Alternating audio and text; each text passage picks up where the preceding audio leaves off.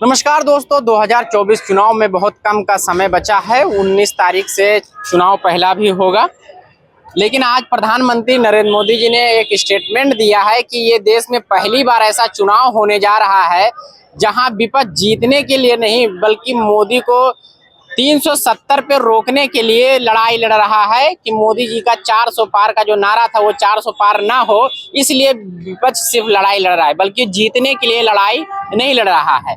तो ये साफ मोदी जी कहना चाह रहे हैं कि हम तो पूरी तरह से जीत रहे हैं, बस 400 पार के मिशन को रोकने के लिए विपक्ष लड़ाई लड़ रहा है, बाकी हमारा 370 तो आ ही रहा है। क्या कहना चाहेंगे? देखिए साहब, एक आरएसएस ने सर्वे कराया।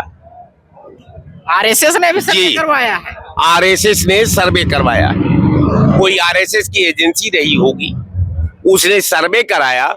आज सर्वे में ये बताया गया कि साहब बीजेपी 204 सीट पा सकती है। 204 सीट? 204 सीट। लेकिन इसमें दो सवाल है। पहला सवाल कि प्रधानमंत्री जी का लोकसभा में भाषण, इन्होंने कहा कि साहब 400 पार। पार मने जानते हैं, बाजू को कहा जाता है, मतलब रोड के उस पार। जी, 400 पार यानी 400 पार का मतलब कि 143 सीट।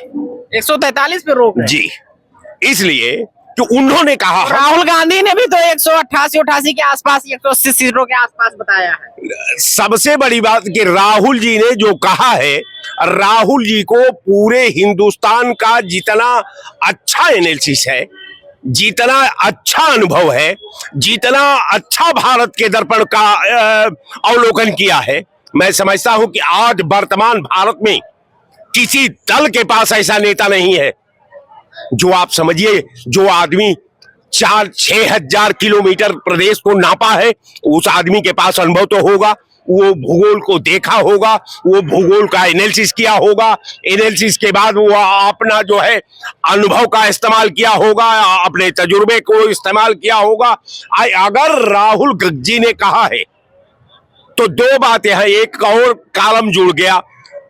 वो सर्वे कहा कि 204, मोदी जी ने कहा कि 400 पार, राहुल जी ने कहा कि 170 से 80 सीट।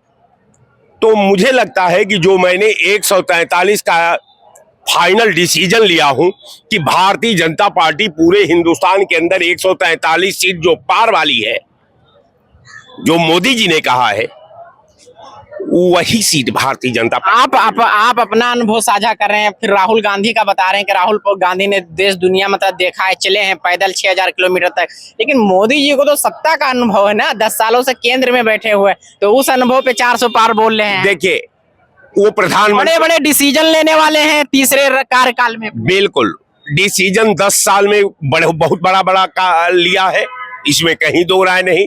पूरा देश ने 10 साल के इनके किए हुए कार्य का, इनके विकास का, इनके बुलेट ट्रेन का, इनके नोटबंदी का, इनके लॉकडाउन का, 80 करोड़ राशन का भी, 80 करोड़ राशन का भी, ये तो सबसे बड़ा डेवलपमेंट है भारतीय जनता पार्टी का।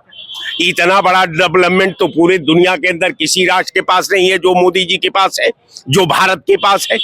तो कहने का मेरा मतलब ये कि भारतीय जनता पार्टी 430, हमको लगता है कि भारतीय जनता पार्टी के पास कोई जादू है क्या कि एकदम जितना सीट पर वो लड़ेगी, सब इनके कैंडिडेट चुनाव जीत जाएंगे, ये 400 सीट लड़ेंगे कि 400 में 400 ये जीती जाएंगे। तो कहने का मेरा मतलब कि अगर किसी को झूठ बोलने की कला महारत हासिल हो, जिसको देश को गुमराह करने का महारत हासिल हो, जिसको देश के नौजवानों के साथ, उसके भविष्य के साथ खेलने का महारत हासिल हो, जिसको बुलेट ट्रेन चलाने का महारत हासिल हो, जिसको 80 करोड़ लोगों को लाइन में लगवा करके 3 किलो गेहूं 2 किलो चावल देने का महारत हासिल हो, काश दुनिया का मैं एनालिसिस करता हूं तो भारत पर बड़ा तरस आती है कि भारत जैसा देश में अगर 80 करोड़ 5 ट्रिलियन की हम बात करते हैं, 80 करोड़ लोगों को लाइन में लगा रखे हैं, पूरे देश की आबादी जो है प्रधानमंत्री के शब्दों में 140 करोड़ है, 80 करोड़ जनता जो है 3 किलो चावल और 2 किलो गेहूं के लिए लाइन में खड़ी है। वो देश कह रहा है कि साहब मैं बुलेट ट्रेन बना रहा हूं। अब इनका आ जाइए साहब गुजरात मॉडल पर। जब ये हुआ 2 चुनाव में, तो ये हुआ कि मोदी जी प्रधानमंत्री हो जाएंगे तो गुजरात बना डालेंगे, पूरी सूरत में तब्दील हो जाएगा हिंदुस्तान। हम लखनऊ में खड़ा है, उत्तर प्रदेश की राजधानी है, इन्हीं की सरकार है। मोदी जी उत्तर प्रदेश के वाराणसी के रहने वाले हैं। अब हम पूछते हैं कि 2 जनपद इस समय महत्वपूर्ण है। पहला वाराणसी, दूसरा लखनऊ और तीसरा गोरखपुर। अब गोरखपुर, वाराणसी या लखनऊ में कहा गुजरात मॉडल बना है? हमको एक टाइम लगेगा ना। कब लगेगा? अभी और हो सकता है, और समय चाहिए। मैंने कितना, अब ये तो वही लोग बता पाएंगे कितना समय चाहिए। सबसे बड़ी बात है कि मैं बता दिया।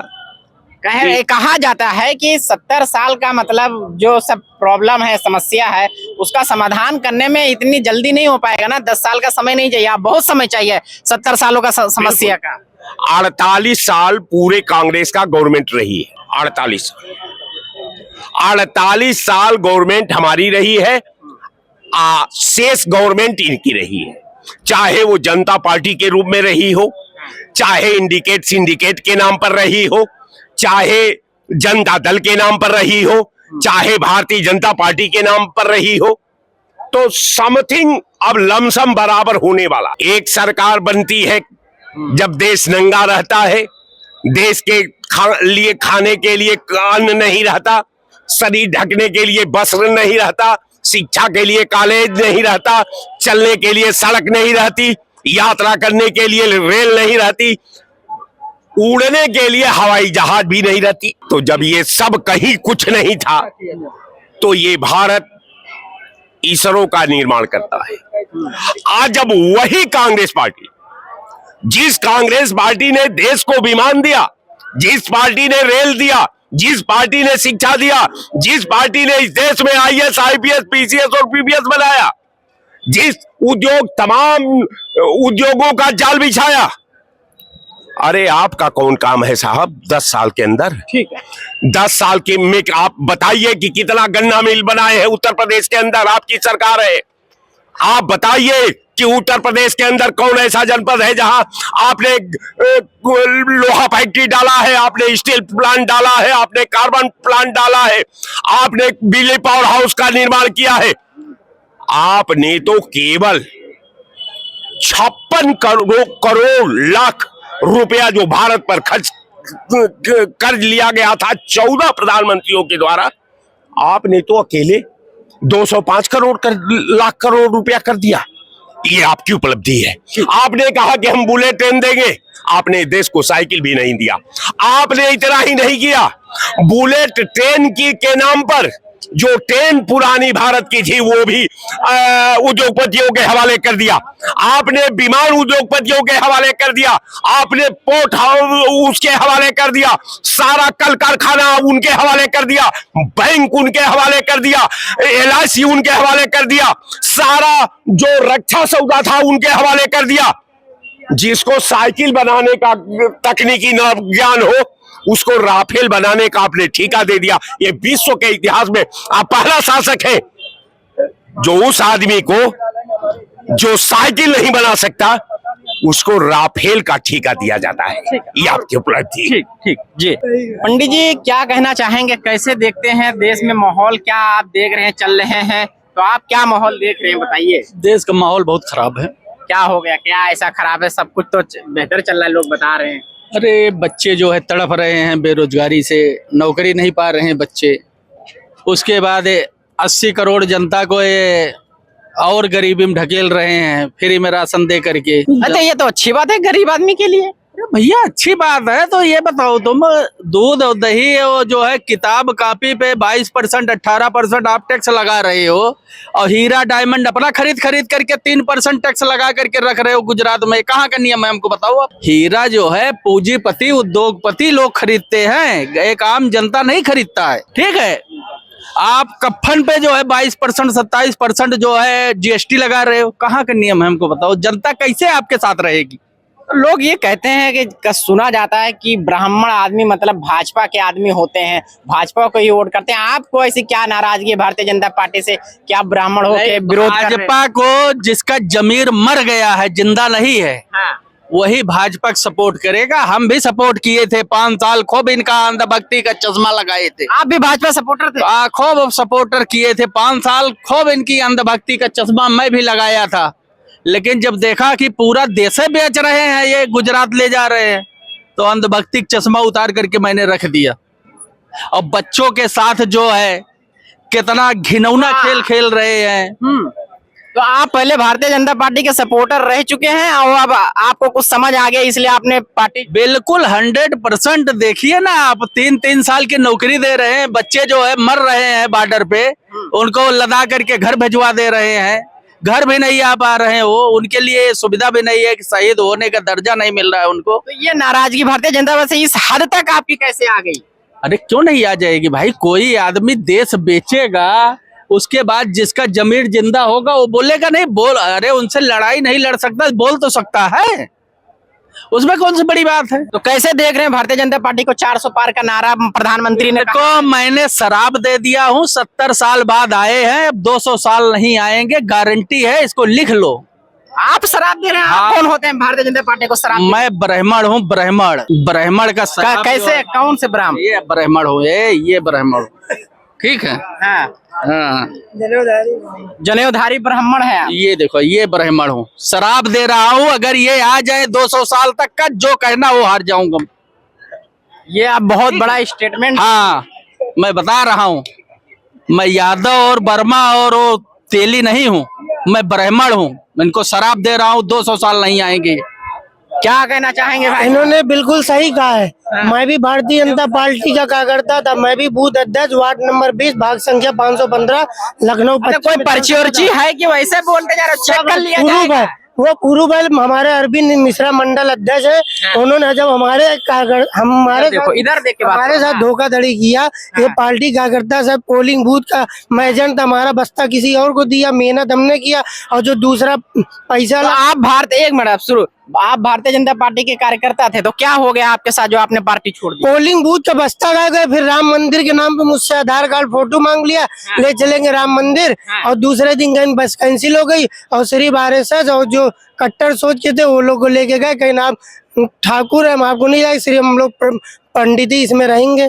तो मतलब आपका जाति फायदा नहीं हुआ तो आप बीजेपी छोड़ दिए, तो इसमें कहाँ आप दुनिया समाज के लिए क्या किए आप? कहाँ उनके समाज के लिए सब, आपका हमारा कहना है भाजपा में हम रहेंगे तो सबको साथ लेके चलेंगे। इनका कहना है कि आप सबको साथ लेके ना चलो, सिर्फ मुसलमान खिलाफ बोलो। मैं एक मुसलमान खिलाफ क्यों बोलूंगा? ये जो आप बोल रहे हैं, सबका तो आप बोल रहे हैं कि मैं भारतीय जनता पार्टी का कार्यकर्ता, तो आपके पास कुछ प्रूफ है? बाद में चेक सब प्रूफ है, सब प्रूफ है। हमारे मंडल अध्यक्ष अरविंद मिश्रा जी हैं, आप भाग संख्या 15 बूथ अध्यक्ष रहा, आप जाके वहाँ भी देख सकते हैं।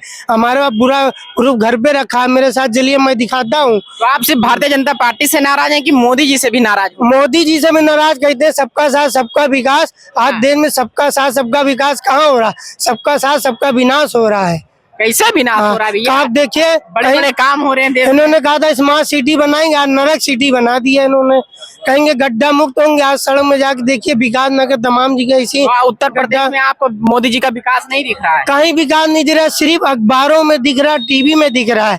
मोदी जी का अगर एक चैनल चल जाता है, सिर्फ अखबार टीवी में, आप जनता के बीच जाके देखिए, वहाँ कुछ नहीं। जो काम हुआ सिर्फ अखिलेश भैया जी के राज में हुआ।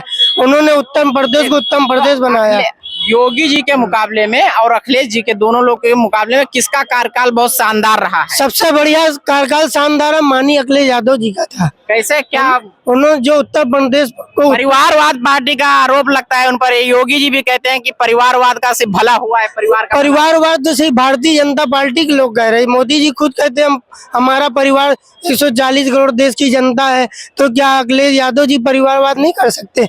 उनका भी तो परिवार, वो भी अपना परिवार को लेके चलेंगे। जब आप चलोगे तो परिवार इनका मतलब हिंदू मुस्लिम सिख ईसाई वो सब परिवार होता है। ये भाजपा वाले सिर्फ हिंदू मुसलमान ये लड़ाते हैं। इनका कहना सिर्फ हिंदुत्व परिवार है हमारा, और समाजवादी कहना है कि हिंदू मुस्लिम सिख ईसाई ये सब परिवार है हमारा। तो इस बार संविधान इस बार तोड़ने का काम इंडिया करते हैं। इंडिया गठबंधन कैसे देख रहे हैं, कितनी सीटों पे लड़ रही है? देखिए, जी मतलब कितने सीटें जीत सकती है? इंडिया गठबंधन 400 सीटें जीतेंगी, मोदी जी आएंगे तेल लेने। अरे मोदी जी 400 जीत रहे हैं, वो 420 जीत रहे हैं। 420 जीत रहे हैं। हाँ। कैसे? देखिए 400 इंडिया गठबंधन जीतेगा, 20 सीट मिलेगा तो मानी मोदी जी को दे दिया जाएगा। भाई विपक्ष में भी तो रहना जरूरी है। मोदी जी को 20 सीट उनको रहेगी, 400 हम लोग। ठीक।